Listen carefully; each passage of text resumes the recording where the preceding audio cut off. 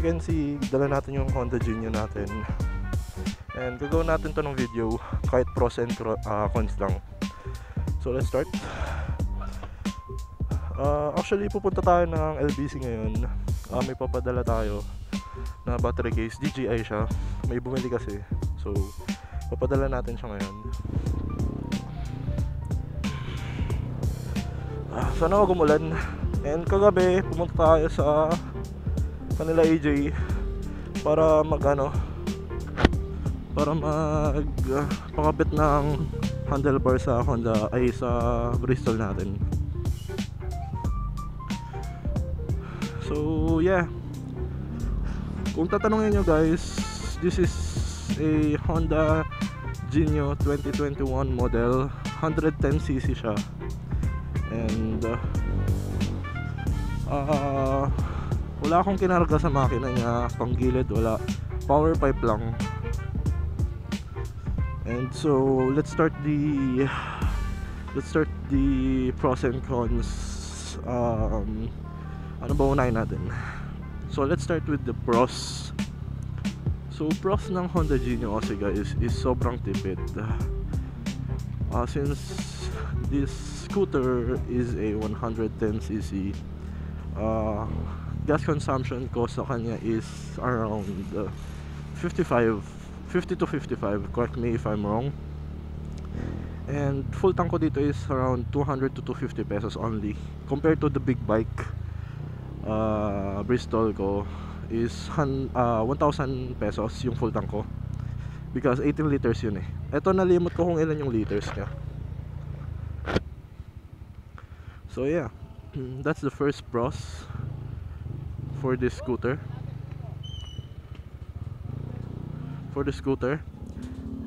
And then next pros natin is lightweight and comfortability.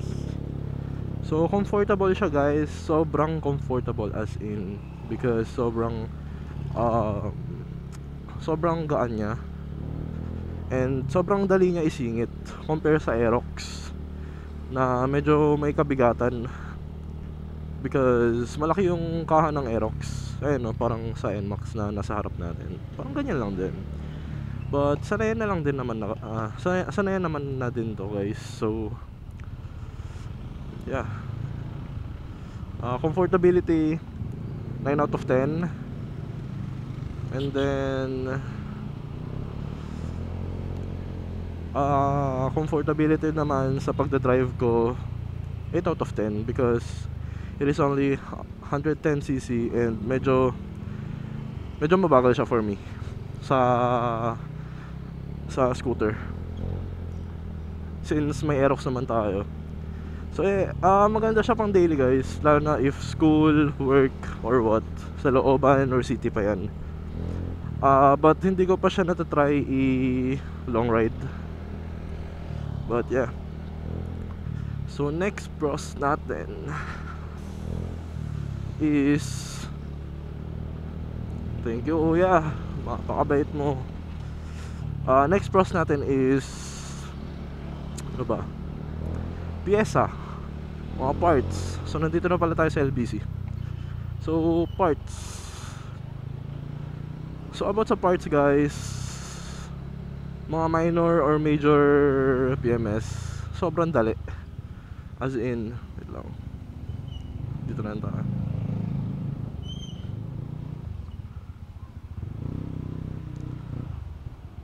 So sobrang dali guys, kasi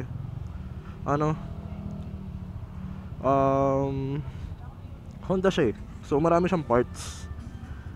And then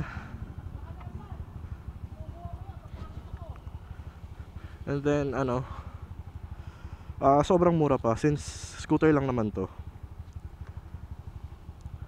Wait lang, patayin natin to. Since scooter lang naman to guys, sobrang dali ng piyesa niya, mamura, change oil, langis, mga ganun. So yeah, kunin natin tong mga to. Ba't nandito tong mga to?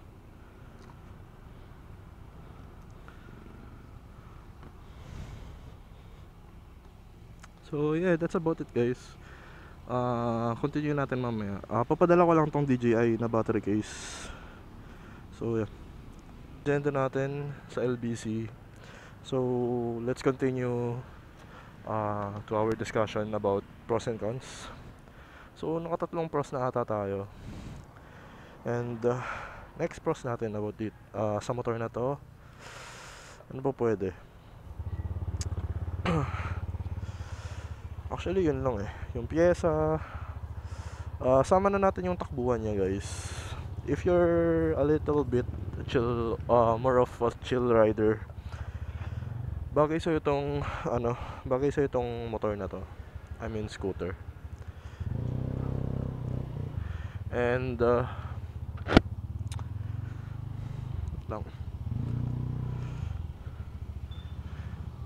And sa sobrang liit niya guys, sakto lang yung takbuhan niya.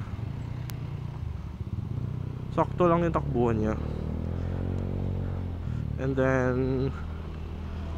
di naman siya ganun kabagal, but still 110cc kasi siya, so reasonable naman talaga yung acceleration niya. More of chill ride talaga. So yeah, ikot lang muna tayo dito saglit guys, kasi mamaya baka bumalik ako dun sa Valenzuela. Papaayos ko yung handlebar. Adjust ulit natin kasi nangangalay ako eh. So yeah,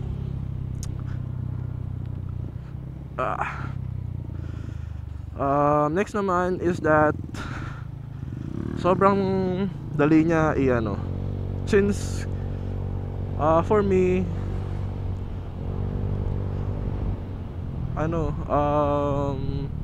counted na siya as a classic scooter.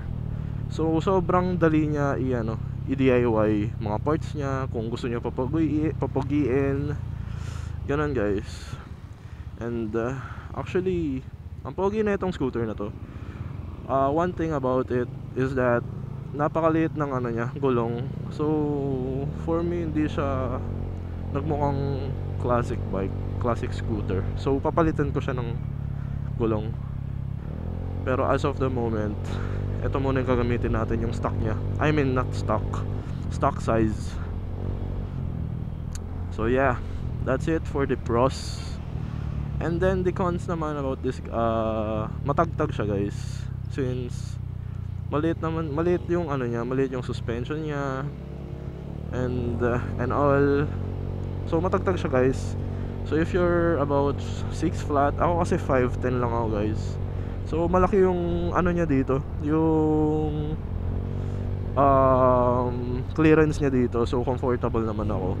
Pero if you're about 6 flat, I mean 6 flat and above, siguro hindi na masyadong comfortable. Pero depende pa rin sa rider yan. So yeah, that's a cons guys. Medyo matagtag siya. And nababagalan ako sa acceleration niya since it's only 110cc. And by the way guys, naka power pipe tayo pang JVT. So yeah, next cons naman is that nga pala guys, additional sa tagtag, kahit sa lalikod guys, if may backride kayo or nalubakan kahit onte, sumasagad yung shocks niya. By the way, alam ko napalitan na yung shocks nito. I don't know if Showa ba or KY something. Pero yeah, sumasagad. So balak ko ipalitan.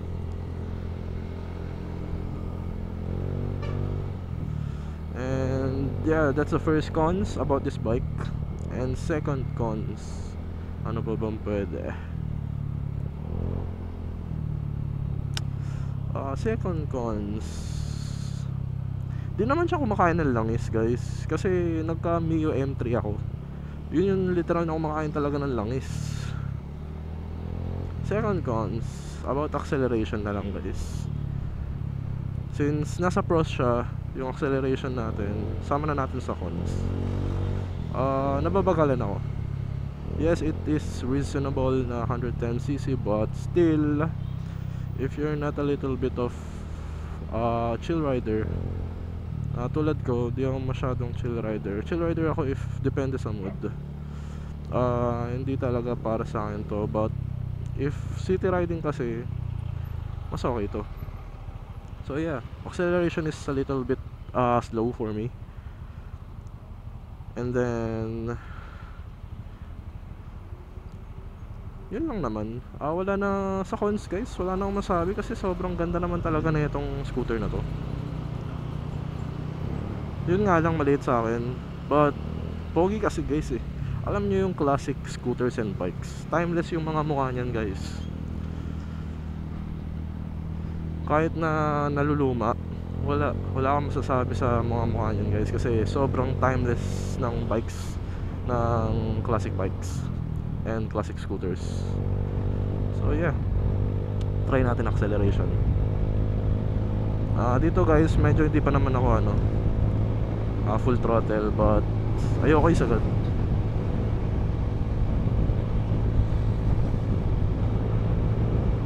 So ganyan lang guys, ganyan yung speed niya. Gapang na siya kapag nag 80 ka, 200.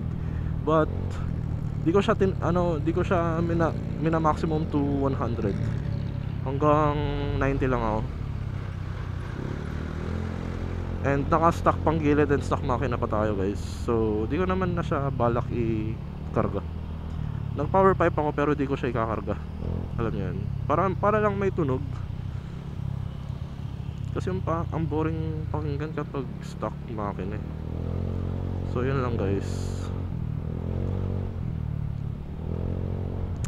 Overall guys, experience ko dito sa Genio is 9 out of 10. 9 because of the acceleration, but overall sobrang solid. And by the way guys, binebenta ko tong Genio ko. If you're interested buying this scooter, kindly DM me in my YouTube channel or comment lang kayo, or kahit saan na social medias ko. Ilalagay ko sa comment section yung mga social medias ko. And nga pala guys, by the way, happy 450 subscribers. 450 na tayo for about 1 month na paggagawa ng daily vlogs. But for now, hindi tayo daily vlogs kasi marami akong vlogs na natambak. Pero hindi ko sila sunod-sunod na na-upload, di tulad dati. So yeah guys, that's it for today. Hope you enjoyed my video for today. And pupunta pa kasi ako ng Valenzuela. Big bike naman gagamitin ko. And sa scooter na to guys, nasa pag-aalaga ng yan, may-ari yan. And kaya ko alam na na-enjoy ng AirPod ko to kasi chill rider yung AirPod ko. Dati kasi was talaga yung AirPod ko nung naka big bike pa siya. So right now, chill ride muna siya and na-enjoy na itong gamitin. Actually, ito yung ginagamit niya papuntang office. And sobrang tipid daw, as in. Kasi 200, full tank na siya, and for about 1 week, nagagamit niya to from QC to Guadalupe. Yun 1 week yun guys And may tira pa yung 1 bar. So sobrang tipid, diba? Kasi sa Aerox, ginamit ko din yung daily, as a daily. Inabot ako 350 to 400 full tank. Siya, umabot siya 2 to 3 days. Pero not bad na din kasi 155cc yung motor. So yeah, mas higher ng onting cc. But still, if ito yung gagamitin ko for daily, sobrang ganda. And pinaplano ko nga i-long ride to, pero tsaka na siguro kapag naparehistro and naparehistro and fuel maintenance ko na. So yeah, that's about it guys. Sana may natutunan kayo. Pero if may Honda Genio din kayo guys, comment down below if yung nagustuhan nyo sa Honda Genio. And ano yung mga hindi nyo nagustuhan. Tignan natin kung parehas tayo ng point of view about sa pros and cons ng motor na to. Di ko alam kung rinig nyo yung muffler ko. Bassy siya. So that's what I like about this muffler. Nalimot ko na yung tawag sa pipe, pero power pipe siya na parang JVT. Di parang ano siya, inspired.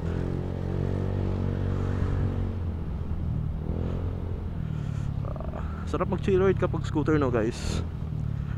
So bala ko din kasi pagawan ng content yung Aerox, para alam niyo din yung point of view ko sa pros and cons nun. So let's see. So that's about it, guys. Hope you enjoyed it, and sana nagustuhan niyo yung video. Comment down below if ano pa yung mga nakalimutan kong ilagay about this scooter. And overall, yun lang, guys. Malapit na tayo sa bahay. So hope you enjoyed it, guys. See you sa next vlog. Peace.